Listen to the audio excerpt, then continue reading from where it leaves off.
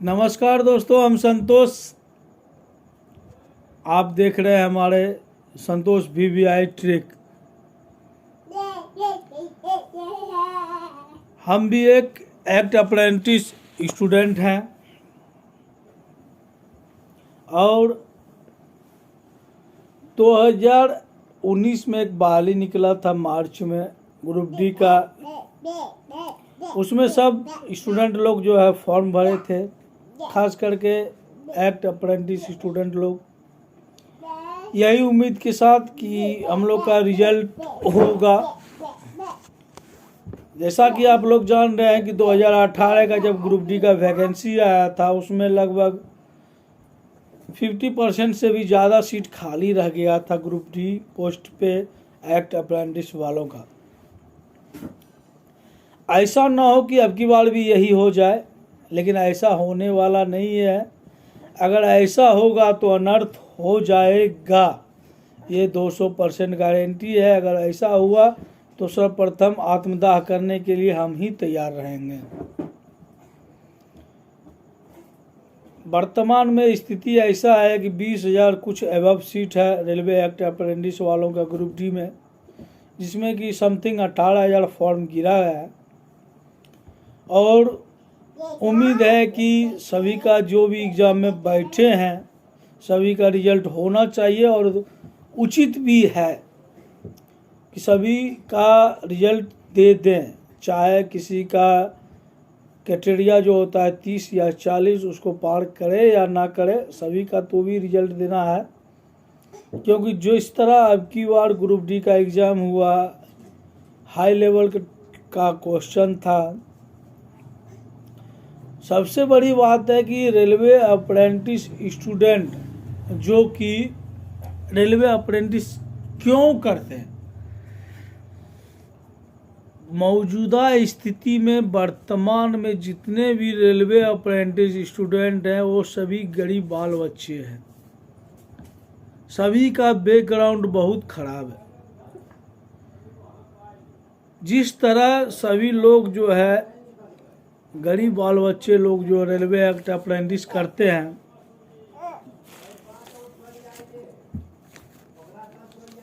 जिस समय हम लोग ट्रेनिंग में थे उस समय हम लोग को 5,700 रुपया मिलता था। उसमें भी चिंता रहता था कि 5,700 में 2,000 रुपया घर भेजना है, और 5,700 रुपया तभी मिलता था जब 30 दिन प्रेजेंटिंग मेरा अटेंडेंस रहता था। तब ले जाओ बउआ खिला। 30 दिन प्रेजेंटिंग मेरा अटेंडेंस रहता था, तभी हमको 5,700 रुपया मिलता था। उसमें भी लगता था कि 5,700 में हम अपने परिवार के लिए 2,000 रुपया भेज दें, क्योंकि रेलवे अप्रेंटिस वैसे ही स्टूडेंट ट्रेनिंग करते हैं जिसका कि बैकग्राउंड पूरा लो, ना कोई नेता लीडर या कोई बड़े पोस्ट पे जितने भी हैं, कोई भी नहीं चाहता था कि मेरा बेटा रेलवे एक्ट अप्रेंटिस करे। एक मजदूर का बेटा, एक किसान का बेटा रेलवे अप्रेंटिस करता था, इसलिए कि हमको रोजगार मिले। कभी रेलवे अप्रेंटिस का स्टूडेंट जो है कभी सोचा भी नहीं कि हम लोग ट्रेनिंग में आए।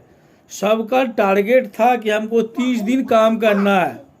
और आप ही बताइए कि जो स्टूडेंट 30 दिन काम करेगा ऑटोमेटिक है कि ज़्यादा सीखेगा। और सब स्टूडेंट का 30 दिन प्रेजेंटिंग रहता था, इसलिए सीखने के लिए और 2 पैसा कमाने के लिए, ताकि हम अपने फैमिली को चला सके। और अभी मौजूदा स्थिति में जो कि भी ग्रुप डी का बहाली आया है, उसमें क्राइटेरिया बोला जा रहा है 30 नंबर 40 नंबर पास है।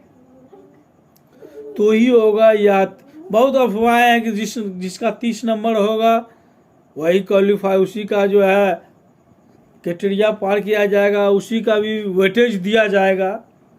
बहुत बोल रहा है कि नहीं, दोनों को जोड़ के 30 नंबर या 40 नंबर लाना है, लेकिन रियलिटी यही है कि दोनों को जोड़ के 30 या 40 नंबर ला के जो वेटेज हम लोग को दिया गया रेलवे एक्ट अप्रेंटिस को, वेटेज जो दिया गया उसी के तहत 30 या 40 जनरल वाले को 40 और SC ST OBC वाले को 30 नंबर लाना है।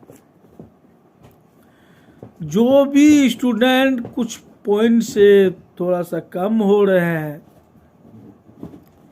मैं रेलवे मंत्री से, प्रधानमंत्री हमारे जो है वर्तमान प्रधानमंत्री, उनसे अनुरोध है कि इस गरीब बाल बच्चे को आप न्याय दें, क्योंकि आप जो है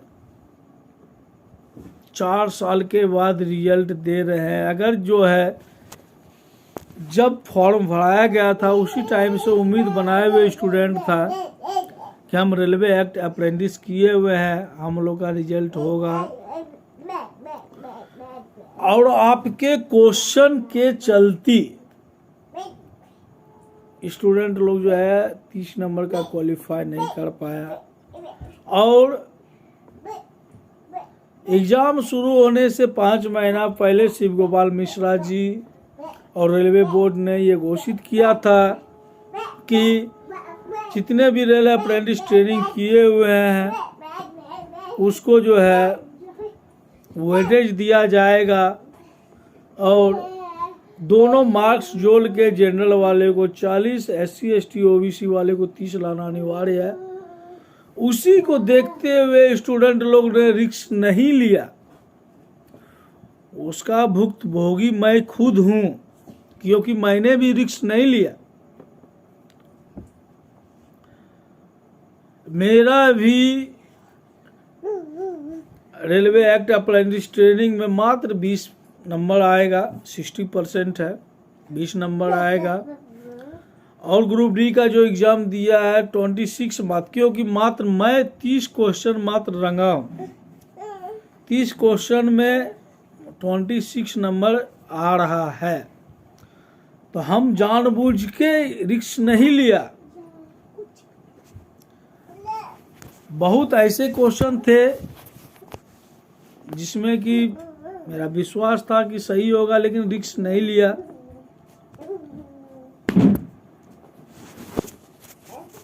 इसलिए रिस्क नहीं लिया कि हो सकता है ज़्यादा माइनस हो जाए। 30 क्वेश्चन हम पूरा अटेंड किया, 26 नंबर आया और 20 नंबर 46 आया। मैं OBC कैटेगरी में आता हूँ, लेकिन मेरे लिए वो मायने नहीं रखता है। मैं स्टूडेंट के लिए लड़ाई किया हूँ और लड़ते रहूँगा। मेरा ये कहना है कि एक रेलवे एक्ट अप्रेंटिस का जो ट्रेनिंग करता है, गरीब बाल बच्चे हैं और उसके परिवार को उससे उम्मीद है कि मेरा बेटा या मेरी बेटी रेलवे में ट्रेनिंग की है, भविष्य उसका बनेगा। और जब तक कांग्रेस की सरकार थी, एक कूली को भी रेलवे में नौकरी दे दिया गया था। हम लोग तो पढ़ लिख के क्वालिफाई करके रेलवे में ट्रेनिंग करके फिर फाइनल एग्जाम दे के आए हैं। तो आप ही बताइए, जब कूली को नौकरी ग्रुप डी में मिल सकता है तो रेल अप्रेंटिस बेरोजगार लोगों को क्यों नहीं मिल सकता है? मैं हमारे देश के प्रधानमंत्री, हमारे देश के रेल मंत्री से मैं पूछना चाहता हूं कि आपकी सरकार में एक ऐसी बात क्यों हो रही है जो कि गरीब बाल बच्चों का दुरुपयोग किया जा रहा है, गरीब बाल बच्चों का भावनाओं के साथ खेला जा रहा है। हम अपने रेल मंत्री से विनती करना चाहता हूं कि जितने भी रेलवे एक्ट अप्रेंटिस में स्टूडेंट लोग फॉर्म भरे हैं, जो एग्जाम में बैठे हैं, चाहे उसका नंबर 5 ही क्यों न हो, क्योंकि मैं इतना 200% बोल सकता हूँ कि 20,000 एबव सीट में मात्र 17,000 कुछ सीट का फॉर्म गिराया है रेलवे एक्ट अप्रेंटिस का। मैं आपसे विनती करना चाहता हूँ सभी स्टूडेंट लोग को जो एग्जाम में बैठे हैं उसको रिजल्ट घोषित करके मेडिकल के लिए बुलाया जाए। और ये राजनीतिक जगह पे है, क्योंकि हम बस इतना चाहता हूँ कि रेलवे एक्ट अप्रेंटिस स्टूडेंट जो भी है गरीब बाल बच्चा, गरीब माँ बहने के बेटा है, कोई शौक से रेलवे एक्ट अप्रेंटिस नहीं करता है। अप्रेंटिस में जो भी बेनिफिट स्टीफन के रूप में मिलता था, सब स्टूडेंट का कोशिश रहता था कि 1,000-2,000 मैं अपने परिवार के लिए भेजूं। यही उम्मीद से सभी माँ बहन भाई बहन उसका फैमिली 4 साल तक इंतजार किया इस ग्रुप डी का एग्जाम के लिए।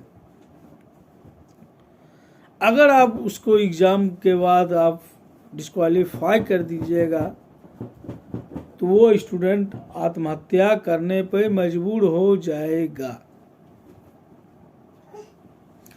तो हमारे देश के जितने भी नेतागण है, प्रधानमंत्री, रेल मंत्री, वित्त मंत्री, गृह मंत्री, जो भी केंद्र सरकार में नेतागण बैठे हुए हैं, मैं उनसे अनुरोध करना चाहता हूँ कि गरीब बाल बच्चे रेल अप्रेंटिस वालों के साथ न्याय दीजिए।